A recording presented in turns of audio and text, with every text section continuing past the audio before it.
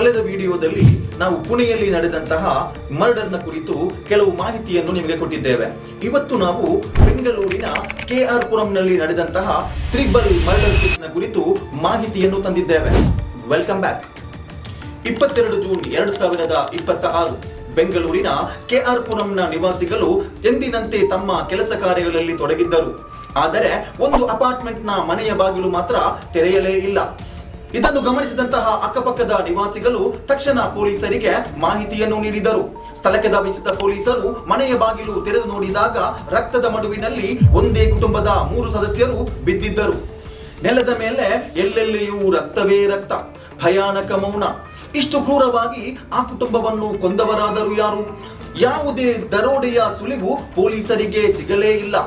ಈ ಕೊಲೆಗೆ ಹಳೆಯ ಶತ್ರುತ್ವ ಕಾರಣವಿರಬಹುದಾ ಎಂದು ಪೊಲೀಸರು ತನಿಖೆಯನ್ನು ಮುಂದುವರಿಸಿದರು. ಸ್ಥಳಕ್ಕೆ ಆಗಮಿಸಿದ ಫೋರೆನ್ಸಿಕ್ ತಂಡ ಬೆರಳಚ್ಚು ತಜ್ಞರು ತನಿಖೆಯನ್ನು ಚುರುಕುಗೊಳಿಸಿದರು. ಆದರೆ ಪೊಲೀಸರಿಗೆ ಒಂದು ವಿಚಿತ್ರ ಸತ್ಯ ಕಾಣಿಸಿತು.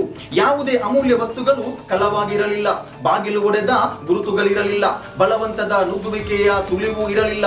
ಅಂದರೆ ಕೊಲೆಗಾರ ಮನೆಗೆ ಚೆನ್ನಾಗಿ ಪರಿಚಿತ ವ್ಯಕ್ತಿಯಾಗಿರಬಹುದು ಎಂದು ಪೊಲೀಸರು ಅನುಮಾನಿಸಿದರು. ಸ್ಥಳೀಯರಿಂದ ಮಾಹಿತಿ ಪಡೆದುಕೊಂಡಂತಹ ಪೊಲೀಸರಿಗೆ ಆ ಮನೆಯಲ್ಲಿ 4 ಸದಸ್ಯರು ಇದ್ದರು ಎಂದು ತಿಳಿದು ಬಂದಿತ್ತು. ಈಗಾಗಲೇ ತಂದೆ, ತಾಯಿ ಮತ್ತು ಕಿರಿಯ ಮಗಳ ಕೊಲೆಯಾಗಿತ್ತು. ಆದರೆ ಹಿರಿಯ ಮಗಳು ನಾಪತ್ತೆಯಾಗಿದ್ದರು. ಪೊಲೀಸರು ಸಿಸಿಟಿವಿ ದೃಶ್ಯಗಳನ್ನು ಮತ್ತು ಮೊಬೈಲ್ ಕರೆ ದಾಖಲೆಗಳನ್ನು ಪರಿಶೀಲಿಸಿದರು. ನೆರೆಹೊರೆಯವರ ಹೇಳಿಕೆಗಳನ್ನು ಜೋಡಿಸತೊಡಗಿದರು. ತನಿಖೆಯಲ್ಲಿ ಮತ್ತೆ ಒಂದೇ ಹೆಸರು, ಆ ಮನೆಯ ಹಿರಿಯ ಮಗಳು ಇನ್ನೂ ನಾಪತ್ತೆಯಾಗಿದ್ದರು. ಶ್ವೇತಾಳ ಮೊಬೈಲ್ ಟವರ್ ಅನ್ನು ಕೇಂದ್ರೀಕರಿಸಿ ವಿಚಾರಣೆ ನಡೆಸಿದಂತಹ ಪೊಲೀಸರಿಗೆ ತಿಳಿದು ಬಂದ ಮಾಹಿತಿ ಏನೆಂದರೆ, ಶ್ವೇತಾ ತಮಿಳುನಾಡಿನ ಯಾವುದೋ ಒಂದು ಕುಗ್ರಾಮದಲ್ಲಿ ಇದ್ದಾಳೆ ಎಂದು. ತಮಿಳುನಾಡಿಗೆ ತೆರಳಿದಂತಹ ಪೊಲೀಸರು ಶ್ವೇತಾಳನ್ನು ಪತ್ತೆ ಹಚ್ಚಿ ಬೆಂಗಳೂರಿಗೆ ಕರೆತಂದರು. ಶ್ವೇತಾಳ ಮೊಬೈಲ್ ಸಂಖ್ಯೆಯನ್ನು ಪರಿಶೀಲಿಸಿದಾಗ ಶ್ವೇತಾ ಕೆನೆತ್ ಎಂಬ ಯುವಕನೊಂದಿಗೆ ಹಲವಾರು ಬಾರಿ ಮಾತುಕತೆ ನಡೆಸಿರುವುದು ತಿಳಿದು ಬಂದಿತು.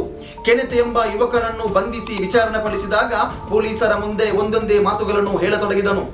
ಕೆನೆತ್ ಎಂಬ ಯುವಕನ ಜೊತೆ ಅಕ್ರಮ ಸಂಬಂಧವಿರುವುದು ತನ್ನ ಮನೆಯವರಿಗೆ ತಿಳಿದು ಬಂದಿತ್ತು.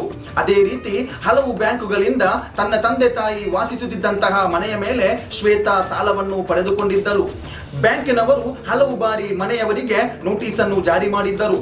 ತಂದೆ ತಾಯಿ ಇದನ್ನು ಪ್ರಶ್ನಿಸಿದಾಗ ಕೋಪ, ನಿರಾಶೆಯಿಂದ ಕೂಡಿದಂತಹ ಮನಸ್ಸಿನಿಂದ ಶ್ವೇತಾ ಮತ್ತು ತನ್ನ ಪ್ರಿಯಕರ ತನ್ನ ತಂದೆ ತಾಯಿಯನ್ನು ಮತ್ತು ಸಹೋದರಿಯನ್ನು ಕೊಂದಿರುವುದಾಗಿ ಒಪ್ಪಿಕೊಂಡರು. ಸ್ನೇಹಿತರೆ, ಆ ದಿನ ಆ ಮನೆಯ ಗೋಡೆಗಳು ಎಷ್ಟು ಕಥೆಗಳನ್ನು ಮೌನವಾಗಿ ಕೇಳಿರಬಹುದು.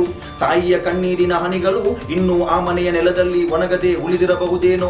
ತಂದೆಯ ಕನಸುಗಳು ಇನ್ನೂ ಆ ಮನೆಯ ಗೋಡೆಯ ಮೇಲಿರುವ ಕುಟುಂಬದ ಫೋಟೋದಲ್ಲಿ ನಗುತ್ತಲೇ ನಿಂತಿರಬಹುದೇನೋ.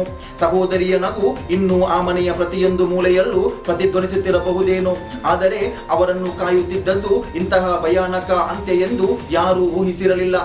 ಕೆಲವೊಮ್ಮೆ ಒಂದು ತಪ್ಪು ನಿರ್ಧಾರ, ಕೆಲವೇ ಕ್ಷಣಗಳ ಕೋಪ ಅಥವಾ ತಪ್ಪು ದಾರಿ ಒಂದು ಕುಟುಂಬವನ್ನೇ ಶಾಶ್ವತವಾಗಿ ನಾಶ ಮಾಡಿಬಿಡಬಹುದು. ಅದಕ್ಕಾಗಿಯೇ ಸಂಬಂಧಗಳಿಗಿಂತ ದೊಡ್ಡ ಸಂಪತ್ತು ಯಾವುದೂ ಇಲ್ಲ. ತಂದೆ ತಾಯಿಯ ಆಶೀರ್ವಾದಕ್ಕಿಂತ ದೊಡ್ಡ ಶಕ್ತಿ ಯಾವುದೂ ಇಲ್ಲ. ಸಹೋದರ ಸಹೋದರಿಯರ ಪ್ರೀತಿಗಿಂತ ಅಮೂಲ್ಯವಾದ ಉಡುಗೊರೆ ಯಾವುದೂ ಇಲ್ಲ. ಜೀವನದಲ್ಲಿ ಎಷ್ಟೇ ಭಿನ್ನಾಭಿಪ್ರಾಯಗಳು ಬಂದರೂ ಒಂದು ಕ್ಷಣ ನಿಂತು ಯೋಚಿಸೋಣ.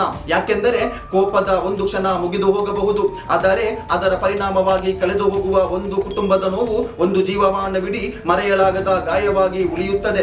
ಆದ್ದರಿಂದ ನಮ್ಮ ತಂದೆ ತಾಯಿಯನ್ನು ಗೌರವಿಸೋಣ, ನಮ್ಮ ಸಹೋದರ ಸಹೋದರಿಯರನ್ನು ಗೌರವಿಸೋಣ. ಯಾವ ಸಮಸ್ಯೆಯಾದರೂ ಮಾತುಕತೆಯಿಂದ ಪರಿಹರಿಸೋಣ. ಏಕೆಂದರೆ ಒಂದು ಕುಟುಂಬ ಉಳಿದರೆ ಒಂದು ಬದುಕು ಉಳಿಯುತ್ತದೆ, ಒಂದು ಪ್ರೀತಿ ಉಳಿಯುತ್ತದೆ, ಒಂದು ಜಗತ್ತೇ ಉಳಿಯುತ್ತದೆ. ಧನ್ಯವಾದಗಳೊಂದಿಗೆ ರಾಸ್.